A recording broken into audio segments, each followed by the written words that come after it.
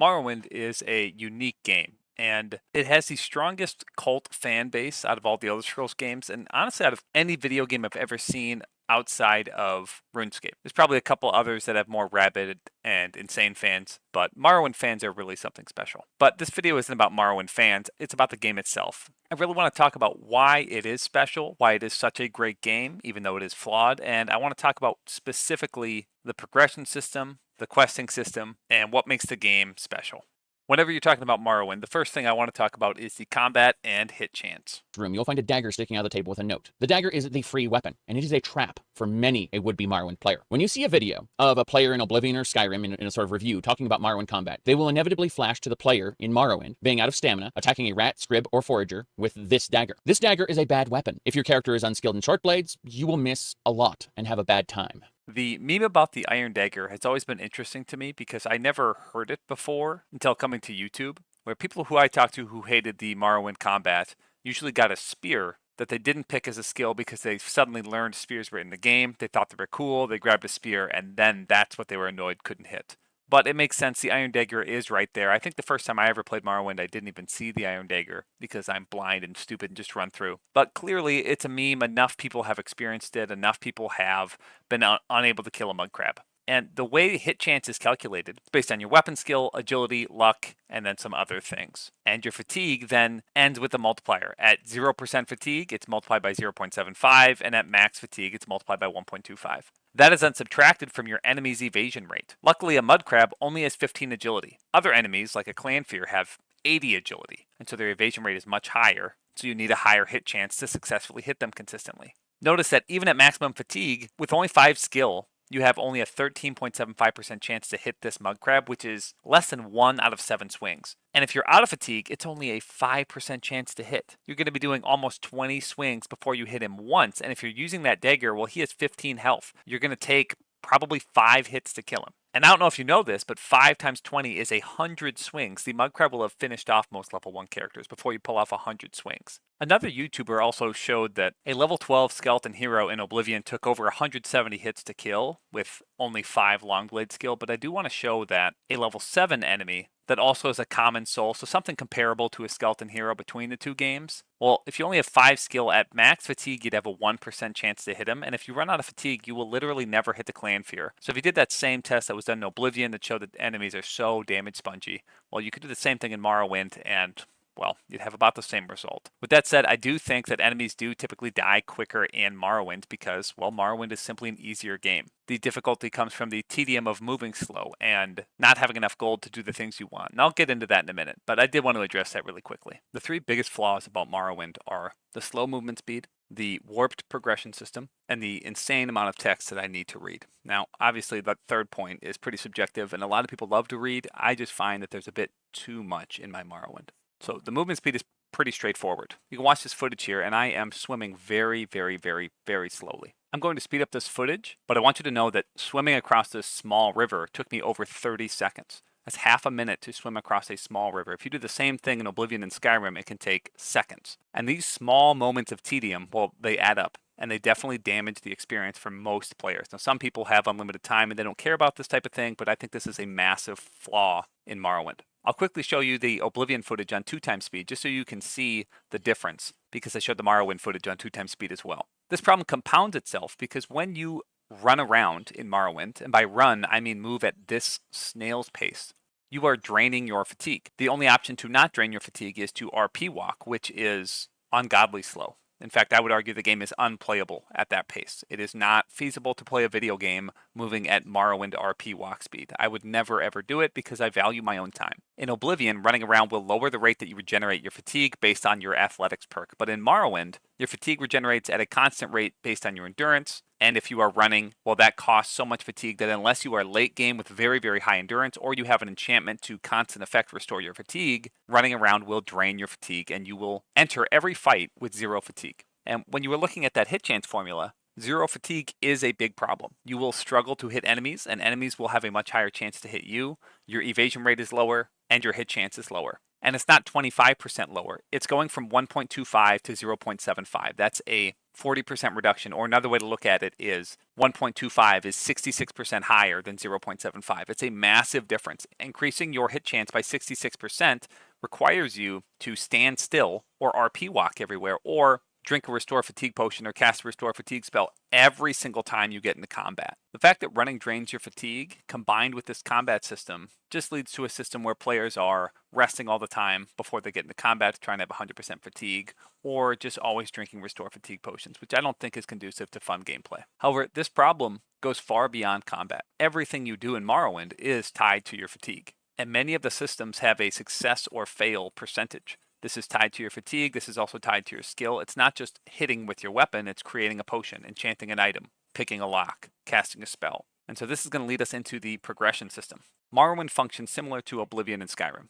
All of these games have skills tied to actions that you can take, such as casting a spell, swinging your sword, jumping, picking a lock, and doing these actions gives you experience to that specific skill. Increasing this skill makes you better at it. So the idea is you want to do a lot of actions for the things that you care about, and you will get better at them as the game goes on. Morrowind is different from the other two because in Oblivion and Skyrim, it is very difficult to increase your skills at the end of the game, but early on, no matter what class you are, no matter what race you are, it's very easy to get your skills up from the very beginning. In Morrowind, because of the success-fail chance that I mentioned earlier, it's actually very difficult to raise your skills that are stuck at 5, because they might only have a 5% chance to succeed, so you need to do them about 20 times before you can even gain a single experience point to increase that skill. So it might take 100 uses or 100 Longblade swings before you've landed enough to actually increase the skill a single point. I'll show the math behind that in a minute, but I really wish that the future games, instead of removing success and fail chance because of this flaw in Morrowind, allowed skills to still gain some fraction of experience even on a failed attempt. So for example, if I tried to make a potion, well, a successful potion might give me 2 experience, but a failed potion could give me half of that, or maybe even 1/4, like half of an experience point.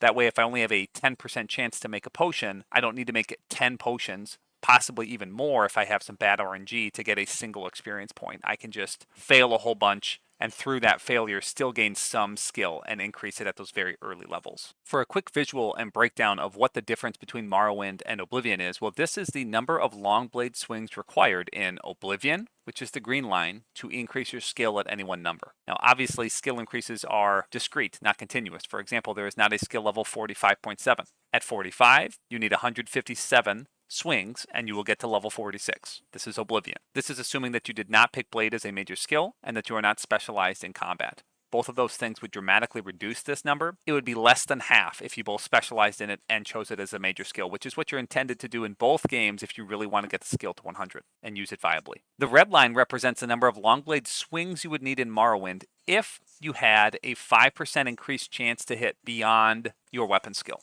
The reason this graph has a +5 right here for the Morrowind one is because I'm assuming your non-skill bonuses minus your enemy's evasion is going to be around 5, and I had to pick a number. For example, if you have 75 agility, 50 luck, that bonus is +20, and if an enemy has 15 evasion rate, well, your chance to hit is going to be your skill level, which could be, let's say, 15, +5. And this is assuming you're at half fatigue, which is what you'll typically be at on average. Sometimes you'll be at no fatigue, and so it'll be less than that. And sometimes you'll be at max fatigue, and so it'll be higher than that. But I think +5 is a pretty reasonable number. As you get to late game, some enemies might have Sanctuary, they might have high agility or high luck, but you will also be getting your own agility increased, and maybe you'll have some way to fortify your own attack, or who knows? There's different modifiers. Back to the graph though. What I want to show you is at the beginning of the game, because you miss so much if you don't have any weapon skill, if you try to use a weapon in Morrowind that you didn't choose as a major skill or a specialization, you won't really be able to use it. The same goes for casting spells. If you only have 5 destruction skill, your chance to cast a spell will be so low. If you only have 5 security, you won't be able to pick a lock. If you only have 5 alchemy, you won't be able to craft a potion. Not reliably. And so the number of actions it will take to gain levels at those skill points are very high. I mean, at 8 skill, this could take up to 76 attacks because you'll miss 1 out of 10 times. So to gain the 9 experience required, which is not a lot, I'll have to swing so many times to actually hit them and gain the experience. And all of those misses are worthless. They don't get you anything. Now, I think this is flawed for 2 reasons. 1, gameplay, and 2, realism, which I don't think is nearly as important. I think gameplay should always come first, especially over being more realistic. That's not the most important thing. But this progression curve, how it starts up, going up very quickly and then kind of flattens out. It's a very flat curve overall. You know, this is from 5 to 100. It's very flat. Now, technically, this would be a little higher because My formula isn't perfect. I can't make it change. It'll be 125 swings at 99, and it's saying 119. It's not that far off, though. So first, I'm going to talk about the gameplay consequences. The footage in the background is a level 1 Argonian character who I just gave the Iron Dagger. I picked the Spell Sword class, so they have magic specialization, and they don't specialize in Short Blade.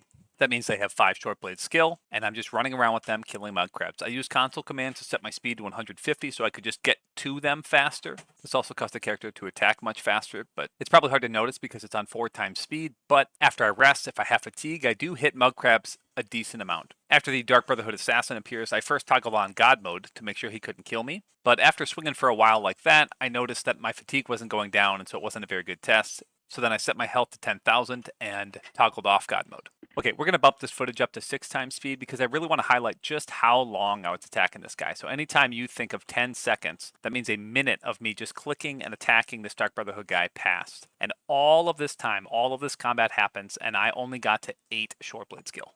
So, well, I think the graph helps visualize, oh, that's a very flat graph. I really want to highlight that at the beginning of the game, if you don't specialize in something, it's not just that you're bad at it, it's that you functionally can't use it even to get better at it. You have to use a trainer. And in Morrowind, due to the leveling system being the same as Oblivion, you want to use your miscellaneous skills to improve your attribute gains. So you need to increase those miscellaneous skills to increase your attributes, but because they're so low, they're only at 5, you functionally can't use them. So there's only one way to go, and that is to trainers. Before I talk about the trainers, I want to compare that to some Oblivion footage and getting myself to 8 skill in Oblivion. The remaster works a little bit funny because it's not immediate when you've gained a level. So you can attack people enough to gain the level, and it won't necessarily tell you that you've gained the level. Don't give me a reason to kill you. So if I look at right now, I'll see my blade is still 5 and it hasn't gained any experience, and then I can wait, and now my blade is 8, just from that right there.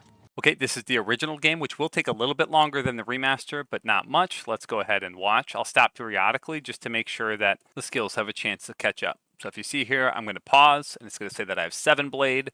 I'll attack a few more times, and there you go, I am at 8 blades. So that's pretty quick, much different than Morrowind. The reason this is a problem in Morrowind is due to the leveling system. It's the same as Oblivion, and if you're new to my channel so you don't know the leveling system of Oblivion, the way it worked is upon your level up, you would gain bonuses to your attributes based on how many skills that are governed by that attribute you increased. So for example, if I wanted to raise my willpower, throughout my level up, I would have to raise my alteration, destruction, mysticism, or restoration, or some combination of them. To receive the maximum bonus of +5, I would need to gain a total of 10 skill ups across these 4 skills. The problem comes in where if none of these are your major skill and they're not in your specialization, they take forever to level up. If you only have 5 of these skills, you will fail to make potions, you will fail to cast your spells, you'll fail to enchant anything, and you'll fail to pick any locks. The beginning of the game is all about getting gold for trainers. Trainers negate this problem, and so it's not really an issue in Morrowind for most players as soon as you understand how trainers work. Personally, I just don't find it to be as fun of a progression system where you're so dependent upon trainers. All right, next I'm going to talk about realism. So not only do I think the gameplay system is worse, that you have to just farm gold, run around.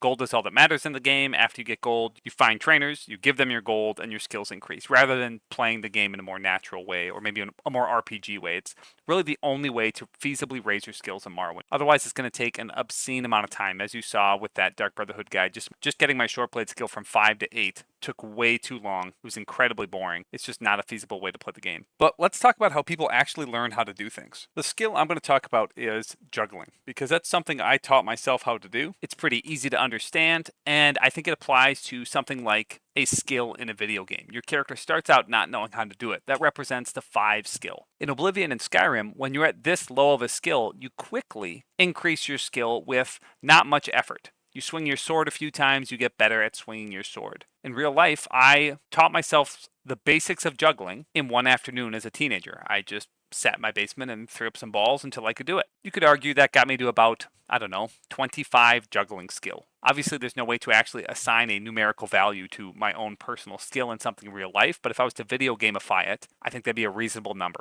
I can confidently juggle. From time to time, I will make a mistake and drop the balls. I can't juggle 4 different balls at once. I can't juggle things that aren't balls that all feel the same and weigh about the same, but I can reliably do it. So I'm no longer a brand new juggler. I'm somewhere up the curve. I have a friend who put in a lot more effort and he continued to juggle, and he could juggle 4 balls at once. He could juggle clubs, though not as consistently, but he could do it. And it took him probably about 10 times as much effort as I put into juggle. Maybe 20 times, somewhere in that range. I would argue he got to about 50 skill. That took him considerably more time than it did to get from my 5 to 25. Then, if you imagine someone who's really, really good at juggling, maybe they can juggle 4 or 5 balls at once consistently, they never drop a ball. Maybe if they did it on the side of the street, people would throw them money because they're so good at it. That'd arguably be a professional. They're very, very good at juggling. They're among the best jugglers in the world. This would obviously take 10 to 20 times more effort than even my friend put in. I would argue it would take around 1,000 hours of practice and effort, and this would represent the 75 skill, that expert range. And then you have the best jugglers in the world, the people who have put in the 10,000 hours and who are naturally skilled, and they can just really impress you with their skills. They can do things that no one else in the world can do. They are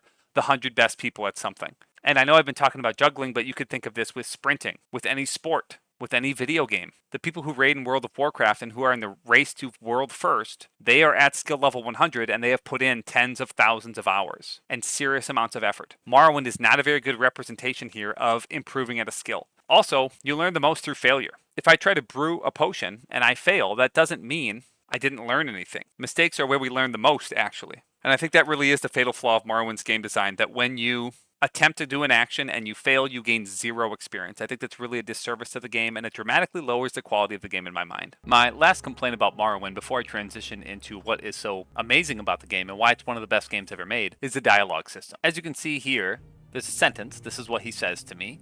And it's text-based, which it's an older game and does actually come with a lot of advantages. However, as a text-based game, it is a Wikipedia system. There are blue links. I can click these blue links and that will open up a new dialogue option. So if I click his name, he says, "I'm just an old man with the skooma problem."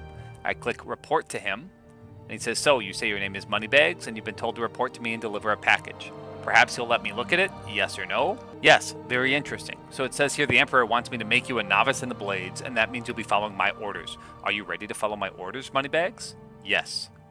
Good. Welcome to the service, Novice Moneybags. He says a few more sentences, and now we have Blades trainers and orders that pop up, and there's a whole bunch more text here. I can ask about the Blades trainers, he'll give me a bunch of people's names, and I can click on each one and it will update my journal. I could read all of that, but it's just a lot right there. I can click on the orders. He gives me 200 gold, and he tells me to join the Fighters Guild, the Mages Guild, the Imperial Cult, or the Imperial Legion, or do freelance work. He can tell me more about this person. He can tell me more about Fort Moonmoth, Gildan, Lay Servant, Little Advice. Orders again, he wants to tell me about Hasfat and I don't know how to say this name. I'm going to pronounce a lot of things wrong because, well, it's text-based, and so you don't hear the things said, and so the pronunciation is just my guess. Continue. So just this one conversation is this massive wall of text, and I haven't even finished talking to him. This is one conversation with one guy. This isn't the worst thing ever. Sometimes it is nice to have a lot of text, and what I actually do like about Morrowind is that I don't really need to read all of that because it's in my journal now. Now if I want to actually do the quest, I can go to this informant here and read, okay, he wants me to go talk to this guy in the Belmora Fighters Guild. That's the important information. I'm to ask him these questions about the 6th house and the secret cult, and then report back to the spy master. So I didn't actually need to read all of that text. I can get what I need from the journal. And if I'm looking for more in-depth lore, then I can have the entire conversation with him. But if I just want to get the gist of what I'm supposed to be doing and maybe the directions to go there, then I can just look at my journal. And this is where one of the main strengths of Morrowind comes from. It's actually from its directions and its lack of fast traveling, lack of quest markers. It's something that makes the game very special and unique. If it was my first time playing Morrowind, I wouldn't have found this guy right away. I would have had to search the Fighters Guild in Balmora. Not a big deal. And now I can talk to him, and I actually have to read the text and understand what's going on. I can't just click through. That's a positive and a negative. If you're just looking to play the game and you're not so concerned about the lore, obviously then it'd be more of a negative. But if you're interested in actually learning about the lore of Morrowind, which is rich and deep and interesting, well then there's a lot of text for you to read to figure that out. Just be aware that a lot of these Wikipedia things that you can click on are going to be the same between every character. So this huge wall of text from all this stuff this guy has to tell me I don't necessarily need to read it because I've probably read a lot of it already. Everyone's going to have this line if I click on foreigners. We don't like foreigners much. And some characters will have slightly different dialogue for a variety of these, but a lot of these things are just things that everybody says. So it really does feel like this isn't an NPC, but this is a encyclopedia. This is a standing and walking and talking Wikipedia NPC. Okay, now it is time to talk about the positives about Morrowind and what makes it stand out as one of the best RPGs to play. Each Elder Scroll game has quite a few spell effects, and this wide variety of different spells has made each game very interesting. Daggerfall, Morrowind, Oblivion, and, well, Skyrim not quite as much. There is still a lot of effects. Many of them don't have spells to go with them, and others, like Ash Shell compared to Paralyze, aren't that different, and a lot of them are just Creation Club garbage that they try to sell you. While the system is very similar to Oblivion, which I think obviously is a good thing, Oblivion has a great spell-making system, Morrowind's is even better. If I wanted to do a feather effect on myself, for example, it still has the same limitation where the maximum magnitude is 100, but the duration is not limited to 2 minutes. You can go up to 24 minutes for any spell. Now, that's far longer than you would need for most spells. That extra modifier allows you to create spells that could never exist in Oblivion or Skyrim. I mean, Skyrim doesn't have any spell-making system. In fact, outside of Daggerfall, Morrowind, and Oblivion, very few games have a system that comes close to these magic systems. Baldur's Gate 3 does not let you combine spell effects. Cyberpunk 2077 does not allow you to do this. I've never played a Diablo game where I can edit the duration, the magnitude, or the area of effect of my spells. And it allows you to do some interesting things. You can get to this point on the map, and you will find someone named Pemini. She'll offer you a quest to escort her to Narmak, which is just to the west of here, and you can do that. You also could kill her, and she has this artifact on her called the Boots of Blinding Speed. You can take them. Obviously, this is a role-playing decision, whether you'd rather kill her or do the right thing. Now, what these boots do is they give you 200 speed attribute, and they make you blind, and when you are blind, you can't see anything. However, you can make a custom spell to resist magic 100% for 1 second. I can cast that spell, equip the boots, and I will have fully resisted the magic. I get the benefit of the 200 speed. So now I move, frankly, about as fast as you do in any other video game. So I think this is obviously an exploit. You are definitely cheating to do this. I can't play the game without doing this. It's too slow, and I think doing this makes the game fun. So this is a great solution to the problem of moving really slow. And now the game, well, it's fun again because you move like you should. You could also just mod it, which I think would be a reasonable solution as well. I just always go get the Boots of Blinding Speed pretty much right away so I can function in this game and go murder some rats.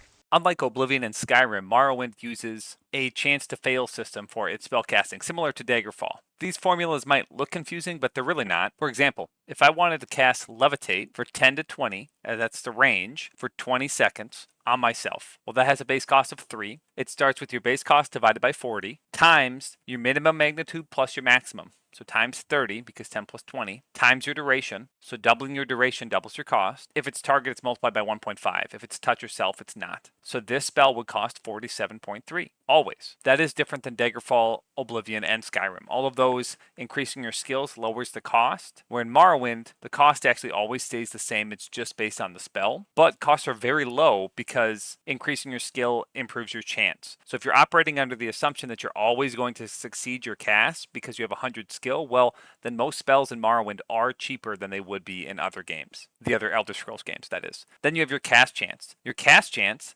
takes double your skill. So if this is alteration because it's levitation, I have 30 alteration skill. It takes double that, plus 1/5 of your willpower, plus 1/10 of your luck, which is typical. Luck is always about half as valuable as whatever attribute it's being compared to, whether that's agility or willpower, minus the cost of the spell, minus any sound you have, which you shouldn't have any unless an enemy's casting a spell. And then all of that multiplied by your same fatigue multiplier that happens with everything else. It goes from 0.75 up to 1.25. So if you have no fatigue, this is a 20% chance to cast at 30 skill, and if you have max fatigue, it's about a 1/3 chance to cast. Getting your skill up makes a massive difference. This spell I would always succeed casting if I had 60 skill. To compare it to Oblivion, for example, doing 25 fire damage on touch, well, that only costs 7.5. If you have 25 skill and a decent willpower and luck and you have full fatigue, that's a 70% chance to succeed, so you can cast this spell quite a bit. However, if you are out of fatigue, that's going to fail about half the time, and so it's going to actually be something that you'll have to cast a few times to pull off. You could think of the real cost as 17.7 because you could take this cost, divide it by your chance, multiply that by 100, and that will tell you average how much you'll have to spend for Magicka to actually deal that 25 fire damage. That same spell in Oblivion would cost 51, so significantly more. However, in Oblivion, as you gain skill, the cost goes down. So at 50, it only costs 36, and at max skill, that only costs 9. So if you're comparing 100 skill to 100 skill, in Morrowind, this spell will cost 7.5, in Oblivion, it'll cost 9.2, and they're pretty comparable. But there is that mid-game where in Morrowind, your spells are typically succeeding before you're at 100 skill, and in Oblivion, the spells are still quite a bit more expensive until you get that skill up to 100. So the games do function differently, but Morrowind feels like a good mixture of Daggerfall and Oblivion, where magic is very powerful, it's very potent, but you need the skills to use it, otherwise it's going to be failure after failure. Again, I do wish it was like Daggerfall, where when you attacked an enemy and you missed, you gained experience. When you cast a spell and it failed, you still gain experience. In Morrowind, this is not the case. So if it is super low, if you only have 5 skill, rather than having a 12% chance to succeed on a cast, spend the gold at a trainer, get it up to 25 or so before you start actually using it, because it's just not going to work at 5 skill for anything. Last thing I'll say about the magic system in Morrowind is that they got rid of these effects going into Oblivion. It's really disappointing, especially ones like Mark and Recall, because they make the travel system function. Same with the intervention there is teleport. It teleports you to the nearest temple. There's another one as well. Levitate is something that's super interesting, incredibly cool. Shocked they got rid of it. It's absolutely terrible. Slowfall was a cool thing. Swift Swim, while kind of dumb, you saw how slow we swam in Morrowind. It would be kind of cool to have a spell that I could make. It's a custom spell in Skyrim that just made me swim 6 times as fast. Like, would that break the game? No, it would just be fun. It would be cool. It'd be great. Jump is like Fortify Acrobatics, except it doesn't reduce your fall damage taken. So it just made the game cooler. Having things like this was better. It was fun to learn about these things. Detect Enchantment and Detect Key, while they didn't work that great in Morrowind, they'd work really, really well with a more modern UI, a more modern map, a more modern graphics. So these are all things I'm very disappointed they got rid of. These are something that made Morrowind one step above the games around it. And there's more spells in this too. These are just ones that popped into my head right away. Okay, the last thing I want to talk about that makes Morrowind so much better than other games and really sets it one step above, that even with its flaws, it keeps its internal consistency. The world feels believable. When you're sent to Ghost Gate to kill Dagoth-Ur, you go alone because you're the one who's in the prophecy, you're the one who's immune to disease, you're the one who can actually do it. The others, if they went with you, would just get Corpus and die. Vivek and Almalexia have already tried that and they've lost all their powers. While ancient Telvanni wizards might be able to help you, why would they? They're 1,000 years old. They don't really care about what's going on around the world. They just want to be in their tower and be left alone. There's not those moments where a mage's guild gets destroyed and you ask yourself, well, what's the guard doing? What's going on here? There's not moments where you think, did they use a great gate at Kvatch? Why did they not need to? They just use a normal gate? Why don't they do that to every city? What's going on here? There's a lot more plausibility and verisimilitude in the world, and that does go a long way. Plus, with how slow the pacing is and how long it takes to get through the game, it really causes you to stop and immerse yourself and learn about the lore and the world in a way that the newer games really don't. I learned a lot more about the Elder Scrolls from Morrowind than I did from Oblivion, and I learned a lot more about the world from Oblivion than I did from Skyrim. From Skyrim, I've learned very little Elder Scrolls lore. Most of that recently, as I play more modern games, comes from YouTube or looking it up online, where in Morrowind, you're actually reading the books, you're reading the text, and you're learning about the world from actually playing the game itself, which is a pretty amazing experience. And so Morrowind, as my first Elder Scrolls game, will always have a special place in my heart. I think it's a great game, and you should definitely give it a try. Just make sure to get those boots of blinding speed so you don't drive yourself insane, and pick a major skill that matches with the weapon you want to use, and you should be fine. It's not too tricky of a game. You'll have to use trainers if you want to use a skill that's super low, and you know what? That's okay. All right, thanks for watching.